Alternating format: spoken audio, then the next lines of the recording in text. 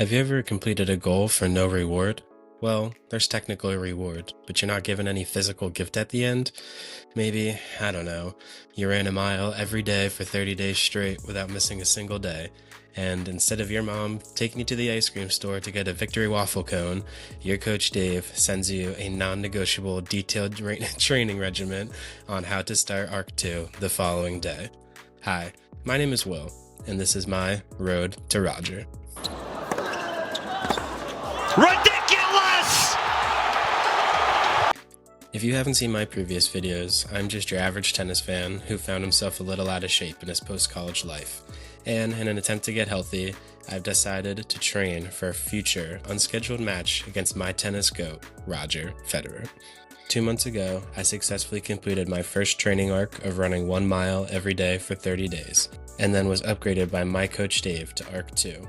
100 push-ups and 100 jump ropes every day for 30 days, which I thankfully negotiated down to 50 push-ups but 500 jump ropes every day, because running was one thing, but for a slightly overweight guy who probably hadn't done a push-up in over 2 years, doing 50 a day with no rest days seemed like a pretty daunting task to me. Initially doing them, yes, it was painful, and man, was I sore, but I kept finding ways to spread them out and power through them every day, until, unfortunately, one day, I couldn't. Over my Christmas and New Year's Eve break, I vacationed with my close friends in the Poconos, and let's just say I might have had a little too much fun. But even during my time in the Poconos, I was still finding ways to escape and do my workouts, get my 50 push-ups, 500 jump ropes in without missing any days. But upon returning home, I was met with the harsh reality that my body could no longer recover from a weekend bender like it used to, and I unfortunately had to sleep off my hangover and miss an entire training day in Arc 2. I was prepared from the impending wrath from my coach Dave, as missing one day ultimately meant failure in my 30-day challenge. But instead of this blunder ending my road to Roger, my coach Dave simply put that yes, today was a mistake, but tomorrow we will restart at day 1. The possibility of a restart had honestly never crossed my mind, and I was just thankful that I was able to continue my journey. Now, missing a day in my mind no longer meant my journey ended in failure, because as my coach Dave put, the only way I could fail is if I quit entirely. And at this point, quitting was no longer an option, as I've tasted the improvements that exercising daily has made in my life and overall health, and man, what a sad end to the YouTube series that would be.